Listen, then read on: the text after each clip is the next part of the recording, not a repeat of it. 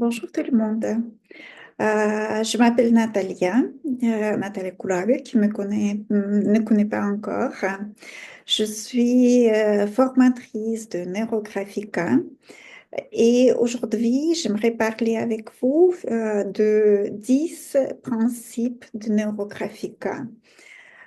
Il s'agit des thèses, des pensées philosophiques et graphiques qu'on exprime, qu'on applique plutôt sur les dessins. C'est pour ça les dessins neurographiques, ils deviennent vivants, ils portent des sens, des significations et surtout ils apportent des résultats. Alors, je vais partager ma présentation que j'ai préparée pour vous. Mhm. Mhm. Et voilà, j'espère que c'est visible pour vous. Alors, on parle de 10 principes. Comme j'ai déjà dit, c'est les thèses qui étaient créées par Pavel Piskarev pour que le méthode de Neurographica il soit efficace. Et il est partagé en deux parties.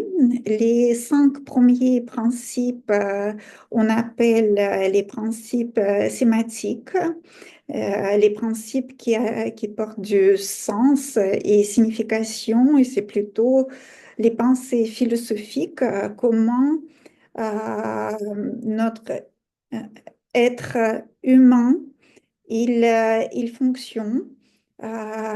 Et deuxième partie, c'est les principes graphiques qu'on utilise, qui aident aussi faire le lien entre notre cerveau, notre présentation du monde, et avec moyen de s'exprimer ou utiliser les outils graphiques pour réussir mieux gérer notre fonctionnement humain ou notre besoin de âme se développer, aller en avant, progresser. Alors, d'abord, je vais lire tous les principes en son intégrité. Et après, on va reprendre chaque principe à part parce que chaque principe, d'un côté, on regarde qu'ils sont extrêmement simples, mais d'autre côté, il apporte énormément de contenu philosophique. L'image intègre les significations. Les significations reflètent l'état d'être. Troisième, le problème d'un produit de l'esprit. Quatrième, la solution est bionique.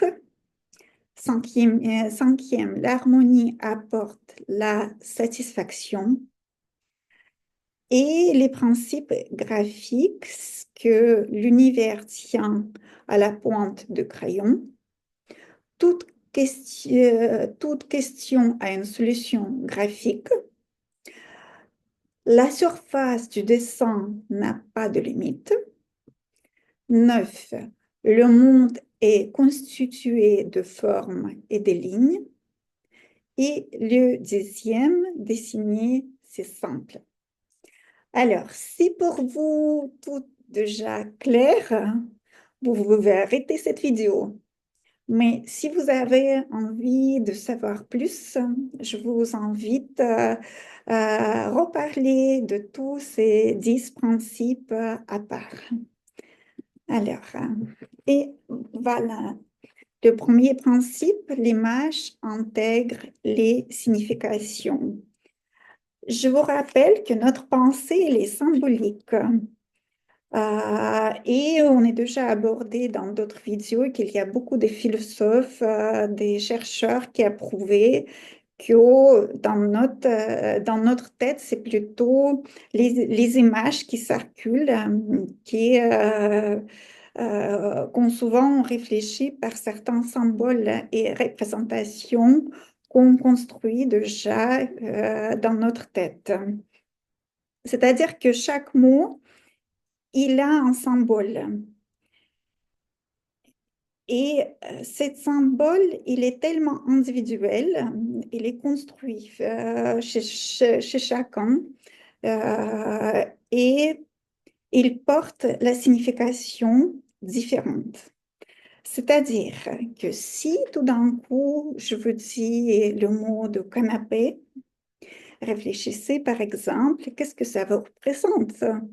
Quelle forme tout de suite vous imaginez sous ce mot de canapé?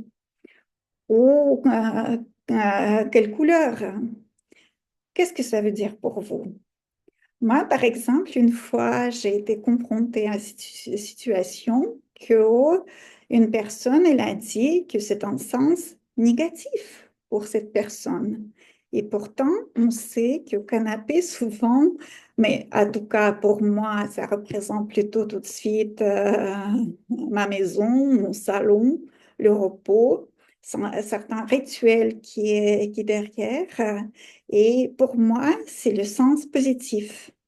Mais chez cette personne, le canapé, il était abîmé et chaque fois, c'était confronté que c'est quelque chose, le travail qu'elle doit réaliser, réabîmer cette canapé.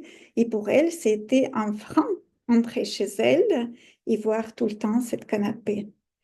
Voilà, c'est pour ça que je vous donnais cet exemple que je trouve que c'est assez intéressant. C'est comme sur les images que vous voyez, quelqu'un qui va dire qu'un volcan, c'est quelque chose de magnifique, c'est puissant. Quelqu'un va dire non, c'est quelque chose d'horrible, il détruit le monde. Et n'importe quelle image, elle a des significations individuelles, personnelles. Dans le monde graphique, on revient quand même au symbole neurographique. On utilise un langage qui est moins variable. On utilise seulement quelques formes. On utilise par exemple les ronds, les triangles et les carrés, les lignes signes. Et on recherche aussi les sens. Qu'est-ce que ça signifie pour moi avoir un triangle sur certains sujets? Ou qu'est-ce que j'ai envie, et dans quelle figure j'ai envie de transformer cette figure pour changer le sens? Voilà, j'espère que cette, euh, ce principe, vous avez compris comment il fonctionne et on va au suivant. Les significations reflètent d'état l'être, c'est-à-dire que dès qu'on est dans la tête une image, il y a toujours les émotions, les pensées qui se réactivent derrière. C'est comme sur cette photo. Vous voyez, il y a sapin de Noël. Pour quelqu'un, ça peut être un bonheur, en joie, mais quelqu'un qui peut-être a eu expérience négative avec cette fête, peut-être un sapin qui est brûlé une fois devant ses yeux, qui provoquait les émotions de danger, évidemment, il ne va pas vivre le même état que nous tous. C'est comme dans Neurographica, le rond, on dit que c'est une figure harmonieuse, mais si je demande à une personne qu'est-ce que ça signifie pour toi, peut-être pour quelqu'un, c'est en juste tourner en rond ou d'avoir un vide dans sa vie, ou au contraire être complet. Et évidemment, l'état, ça va dépendre de l'image ou signification que porte ce mot. Euh, c'est pour ça, euh, chaque signification, elle porte son contenu, elle porte sa force. Et il y a toujours constanta qui se réactive dans notre corps qui explique notre état. C'est pour ça qu'on dessine. on essaie de transformer les symboles et les significations qu'ils portent, ces symboles, pour modifier notre état d'être.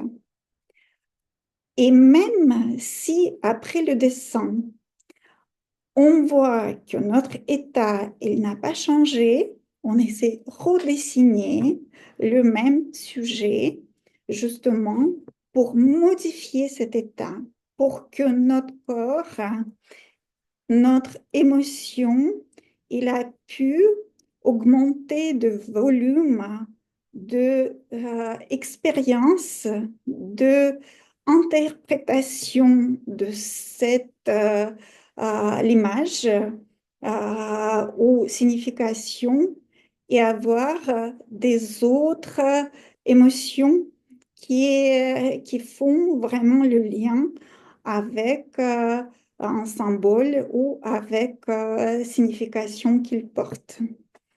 Voilà, j'espère que ce principe, il est clair pour vous et on va avancer. Alors, le problème est un produit d'esprit. Vous savez, c'est que les humains, ils ont des problèmes dans leur tête. Et explication, il est simple. Les humains, nous avons un système de pensée qui plutôt souvent, il est plus analytique et surtout, on se compare. On regarde notre voisin. Est-ce que je vis mieux ou moins bien que mon voisin? Je regarde aussi sur mon passé. Ah, dans le passé, c'était bonnes choses et maintenant non. Et évidemment, l'état insatisfaction qui s'installe. Ou on se compare avec nous-mêmes. Moi, j'étais jeune, j'ai été plus belle que maintenant. Et le problème, voilà, il apparaît dans notre tête. Euh,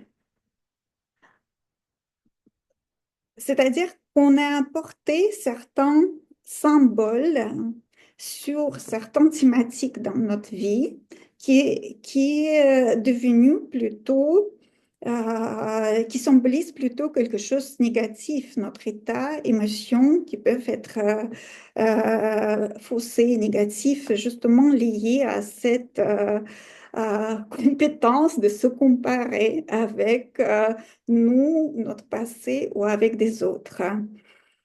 Et Neurographica, c'est plutôt les pensées, ils sont exprimées de manière géométrique sur une feuille. Et tout d'un coup, quand on voit notre thématique ou problème qu'on essaie de travailler apparaître sur une feuille, on peut le voir de manière visuelle, on dirait de sens plus global. Et on voit l'image entière, pas seulement une partie d'image. Et on parle de phénomène de gestalt, avoir vision complète des choses. Et ça nous aide à enlever le problème dans notre esprit. On n'est plus dans quelque chose analytique de comparaison, mais plutôt Neurographica, ici, il est plutôt, nous aide comme un instrument grâce auquel on va essayer de résoudre les choses. C'est-à-dire que si je veux résoudre quelque chose de manière analytique, je reviens à quelque chose qui va tout le temps travailler dans la tête et qui peut être déformée, qui peut être incomplète. Si je prends le feuille et je vais essayer de le mettre sur le papier, on voit la situation autrement et elle est moins fragmentée que dans notre tête. Et c'est-à-dire que Euh, Tout de suite, dès qu'on voit les choses de manière plus complète, la solution aussi, elle va avoir quelque chose de plus complet et concret. Voilà, j'espère que vous avez compris ce principe et on va passer au suivant. Ce principe, le numéro 4, moi j'adore et auteur, il porte beaucoup d'attention sur ce principe. Il dit que la solution est bionique. Dans Neurographica, on dessine les lignes. Les lignes, on dit qu'il doit être rassemblé quelque chose de naturel, qu'il doit être bionique, ou on peut dire aussi actif, activé ou vivant, même vivant. Euh, Parce que cette ligne, elle répète la géométrie de la nature. Ici, auteur, il utilise plutôt le principe de l'inconnu. Dans le monde de la nature, on ne sait pas où va aller, dans quel sens va grandir une branche. Elle fait confiance, elle continue de pousser sans savoir exactement où elle va. Euh, et aussi, on sait que sa direction, elle va être unique. Je parle de arbre ou branche, mais on peut aussi dire que chaque pomme, il est unique. Il n'existe pas une pomme ou un autre objet dans la nature qui est exactement pareil. La ligne, c'est aussi comme ça. Il est bionique, il est unique et il va dans le sens de inconnu avec certaine confiance. Alors, chacun peut trouver la solution. Euh, C'était grâce à cette ligne surtout, parce que euh, il ne suffit pas seulement dans notre tête faire les projets. On fait les projets, c'est comme des autres, mais chaque projet, il doit être adapté, unique pour chaque personne. Pour résoudre ce projet ou problème, retrouver une solution, on a besoin beaucoup de neurones, c'est presque plusieurs neurones dans notre tête qui va justement être actif pour résoudre notre projet. Et pour résoudre ce projet, c'est pas suffit avoir envie de ce projet, mais c'est plutôt il faut trouver un accord à l'intérieur de nous sur tous les niveaux de nous, de moi. C'est-à-dire qu'à l'intérieur, je dois avoir une image positive de mon projet. C'est-à-dire que le pensée imaginaire va vers quelque chose, en accord, vers quelque chose qui me motive, vers ouverture. On doit aussi avoir certaine paix, confiance dans notre corps. On doit aussi avoir les pensées mentales qui sont aussi accordées avec mon projet, qu'il n'y a pas les pensées qui me freinent. C'est comme par exemple, je veux gagner beaucoup. Oui, c'est une pensée positive, mais au fond de moi, il y a deuxième pensée. Pour gagner beaucoup, je dois beaucoup de travailler. Tout d'un coup, mon pensée, il n'est pas en accord avec déjà les pensées qui sont pas accordées, vous voyez? Et en plus, tout de suite, il y a aussi les émotions en âme qui aussi qui parlent. Et, euh, et selon les théories, dès que tous nos sens, ils sont accordés, tout de suite le projet, ils apparaissent tout de suite. Il y a les moyens qui apparaissent. Et grâce à cette ligne auquel on trace, on fait confiance, il y a aussi cette apparition de quelque chose de naturel, bionique, qui va avoir le lieu sans contradiction qu'on peut vivre à l'intérieur de nous sur les différents niveaux.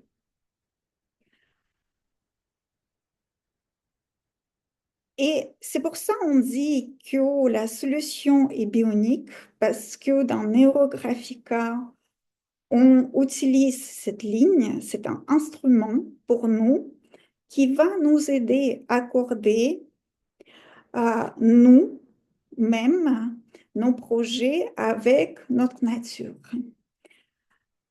Et le projet, évidemment, il va se réaliser beaucoup plus vite avec cette confiance qu'on a. Le principe suivant, c'est le cinquième. L'harmonie apporte la satisfaction. Aussi quelque chose qui est simple.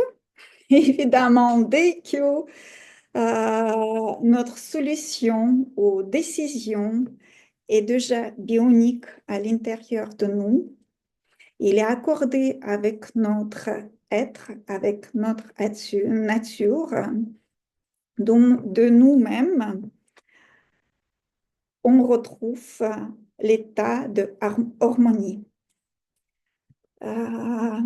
Et harmonie, elle va nous guider vers la satisfaction.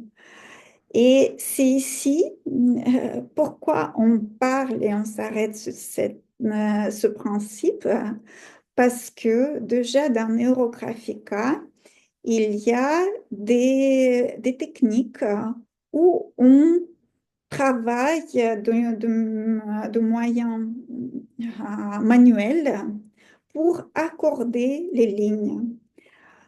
Et sur les étapes, déjà les arrondis, où on met aussi activer la ligne.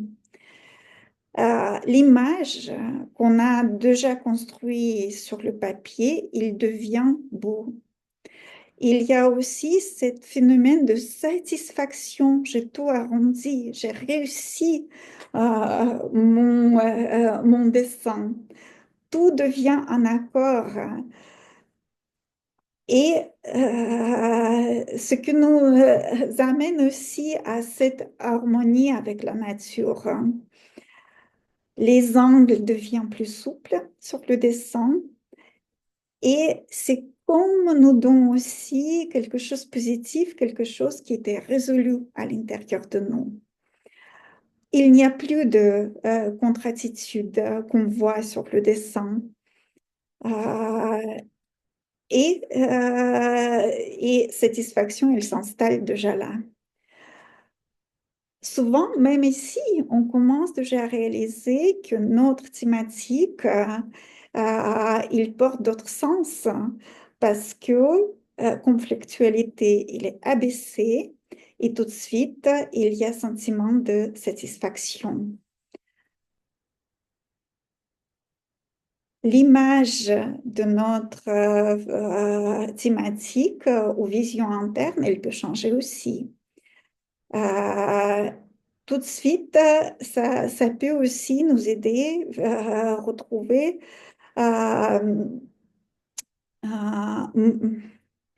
c'est plutôt diminuer la tension interne à l'intérieur de nous. C'est justement tout ce qui était croisé, raide sur le dessin devient souple.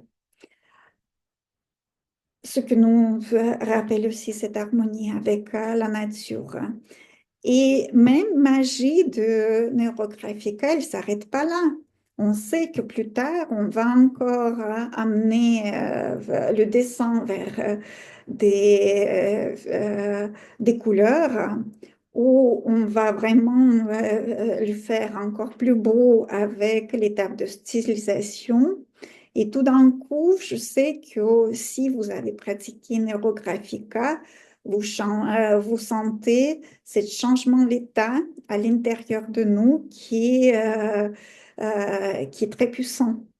Tout de suite, on sent qu'on est sur d'autres vibrations et d'autres vibrations, ça confirme.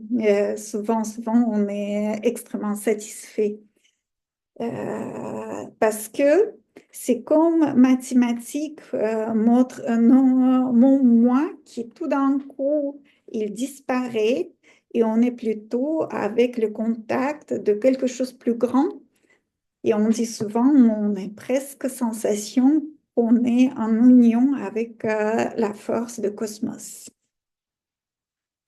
Voilà, c'est 5 principes qu'on a déjà analysés un petit peu en profondeur. Et maintenant, on va parler des principes graphiques. Le premier principe graphique, l'univers tient à la pointe de crayon. Qu'est-ce que ça veut dire? Ça veut dire que je peux dessiner tout. Je peux, par exemple, tracer un cercle sur ma feuille et dire que c'est un univers.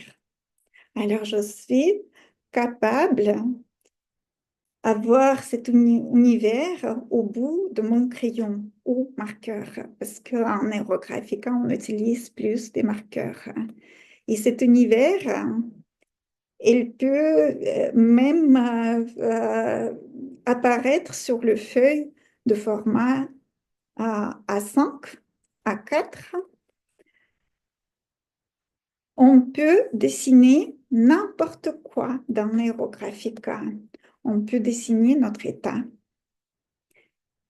On peut dessiner nos argents et donner le symbole qui est plutôt graphique, mais ça va signifier qu'il est sur ma feuille de dessin.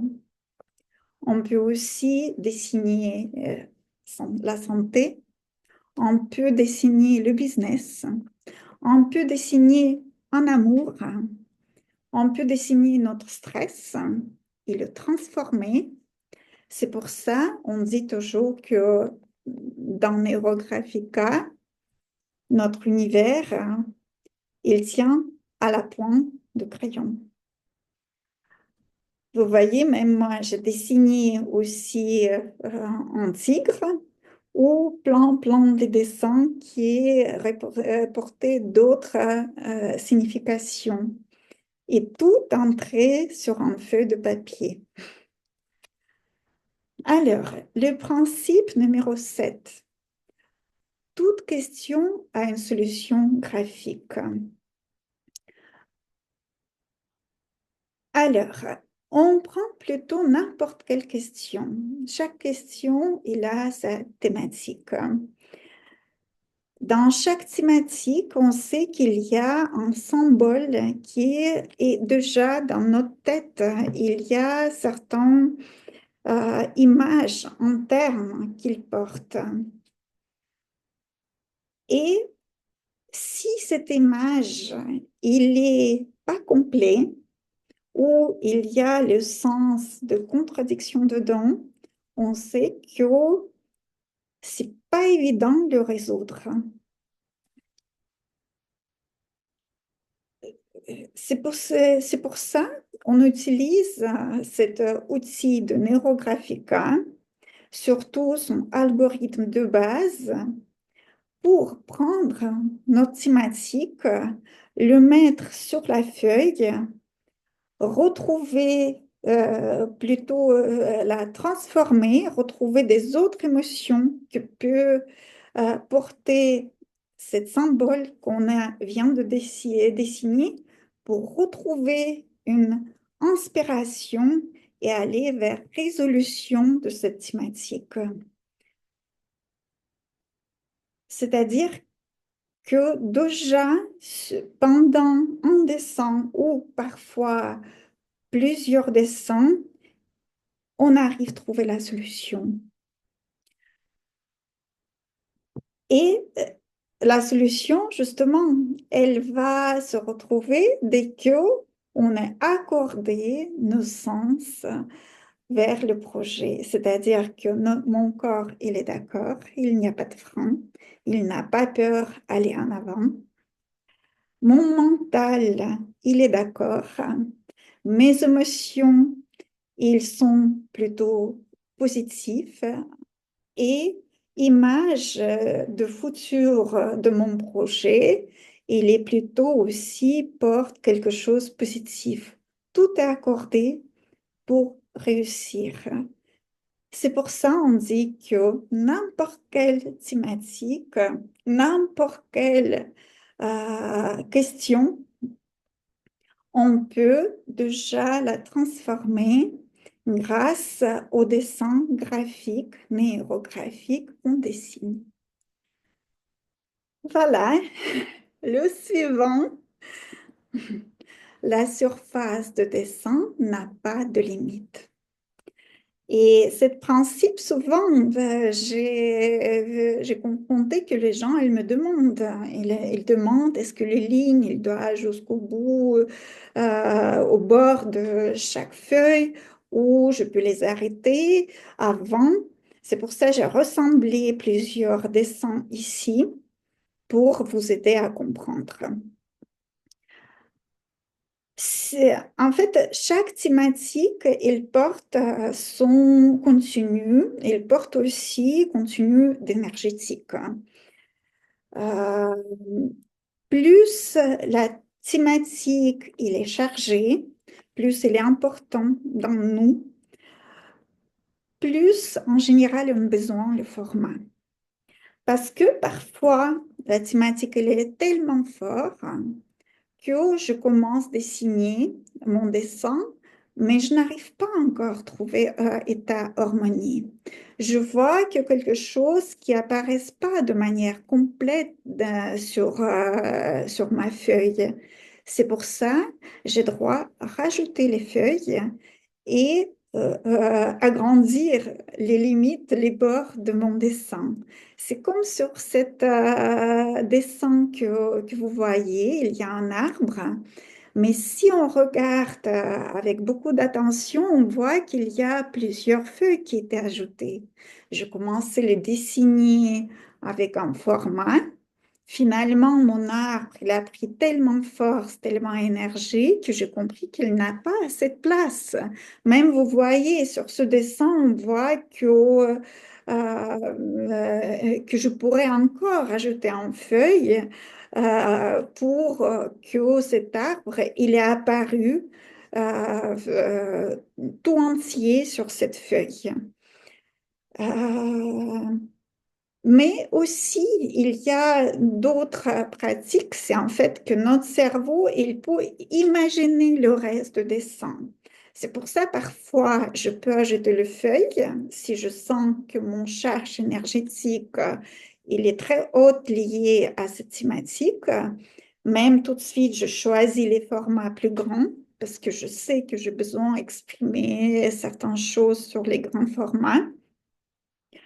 Soit, voilà, je dois vraiment, au contraire, mettre les limites sur mathématiques.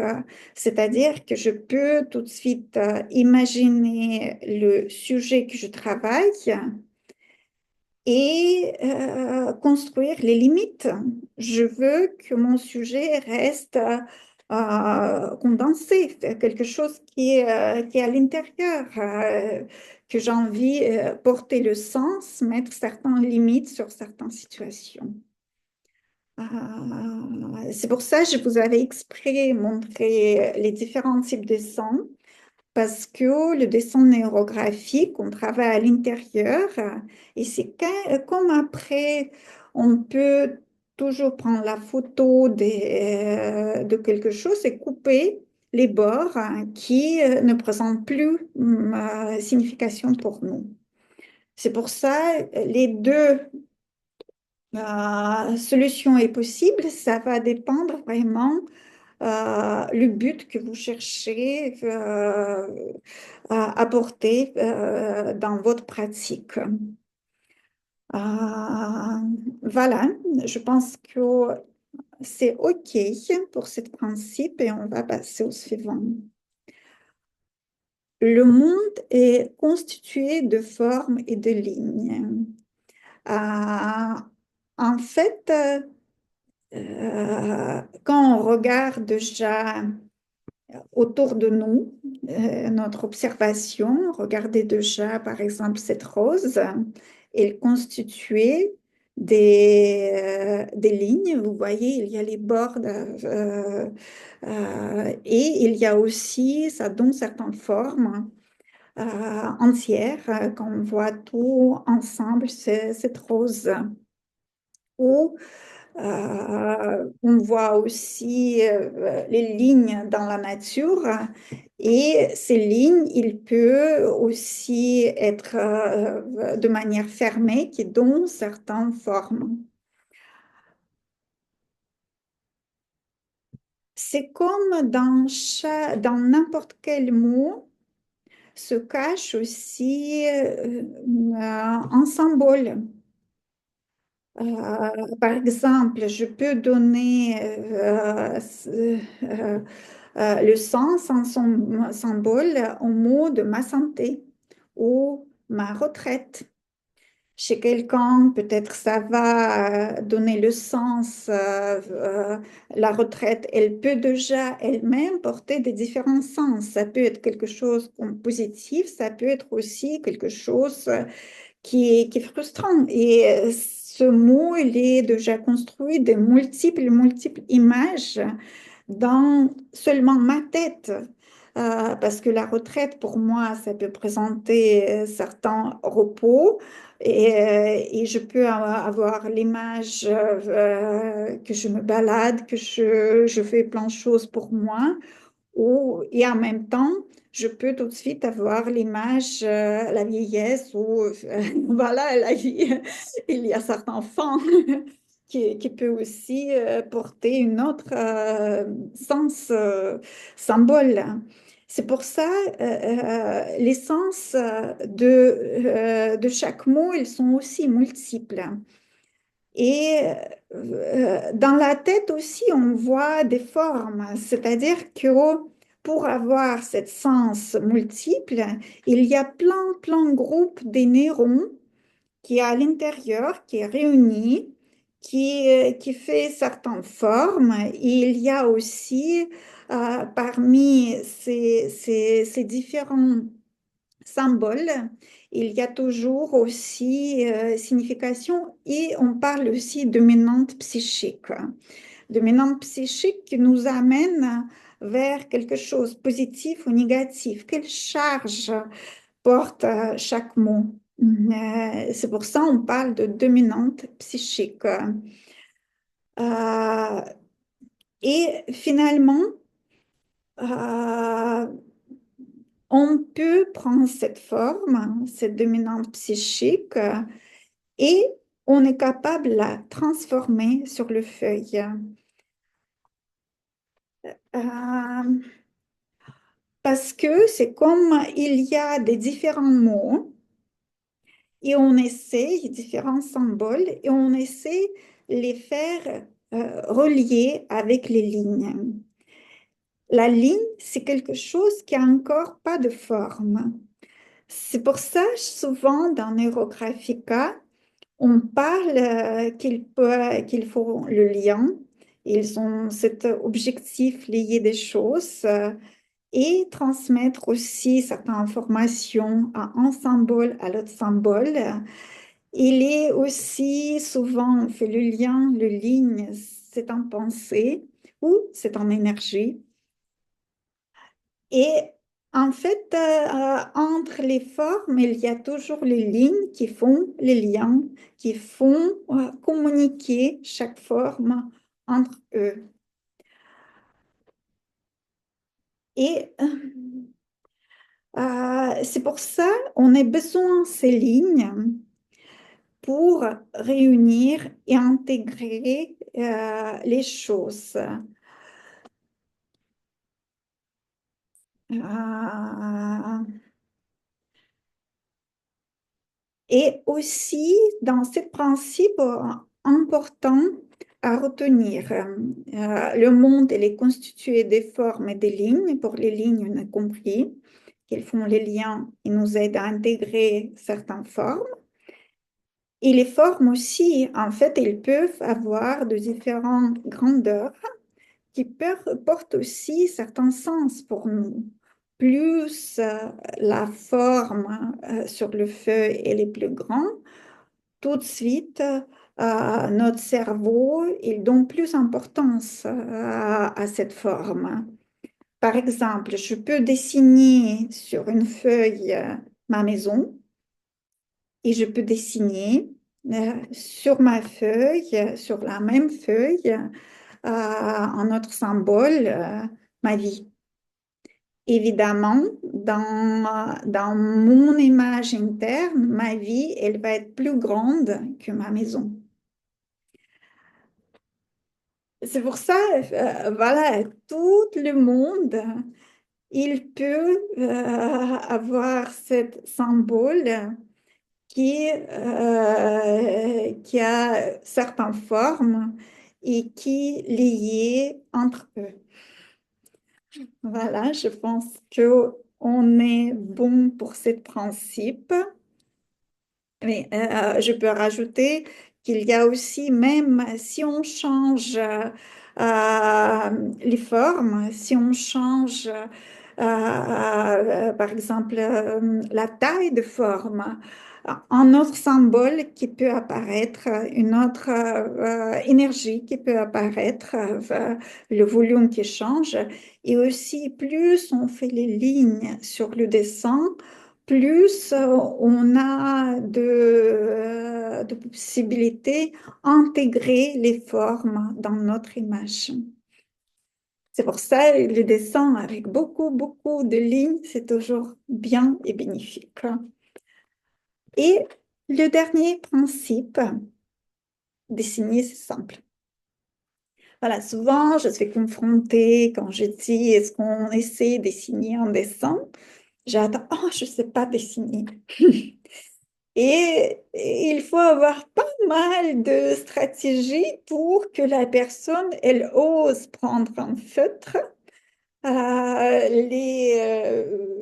les stabilos, les crayons, pour prouver que dessiner, c'est simple. En fait, ce phénomène, il est lié avec évidemment notre expérience et croyance. La personne qui réussit à dessiner dans son enfance, en général, elle est plus en confiance quand on propose de dessiner. Et ce sont des croyances qui sont subjectives, voilà, personnelles. Et ils ont aussi le lien avec notre représentation, que c'est en pratique des aristocrates. Parce qu'à l'époque, savoir écrire et dessiner, il a fallu avoir cette micromotorique qui est fin. Et euh, et c'était pas le geste qui était acquis pour tout le monde. Euh, mais il faut pas oublier qu'au dessin, dessiner, c'est comme gesticuler. Et les gestes, ils sont primaires dans notre fonctionnement. C'est-à-dire que d'abord, on s'exprime plus facilement avec les gestes. Gesticulation, elle est plus simple que langage. Par exemple, je vous donne, si je fais un geste avec la main, on sait très bien que c'est une signification de salut. Et le mot dans les langues différentes, de différents langages, salut, on ne connaît pas tout le monde dans différentes langues. Mais le geste salut, il est unique. C'est comme prolongation de notre communication avec des autres, la gesticulation. Et le dessin, c'est quand on prend quelque chose et on continue de notre geste qu'on connaît déjà, sauf qu'il devient plus petit, plus fin, et on l'exprime sur une feuille. Euh, on utilise aussi certaines forces sur le feuille, on appuie vraiment sur le crayon. Et voilà, on donne le sens à notre crayon, on guide où il faut aller. Et comme ça, le dessin, il apparaît. Si on dessine, on commence déjà à communiquer et avec nous, à travers le dessin, et avec les autres.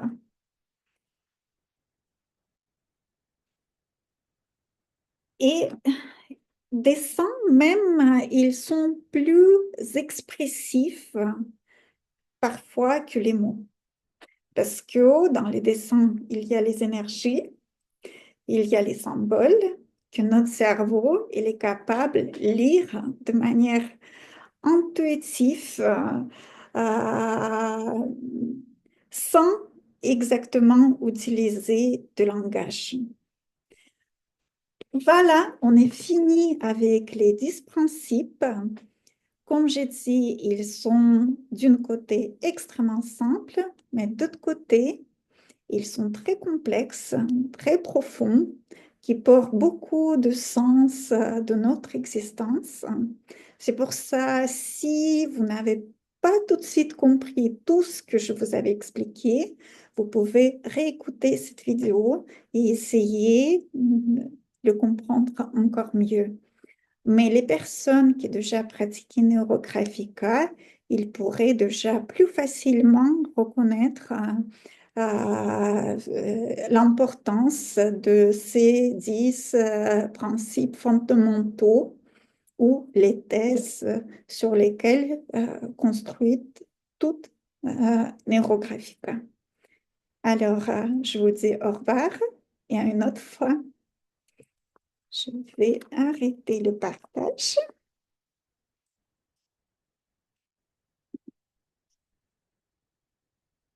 Et encore une fois, je vous dis au revoir.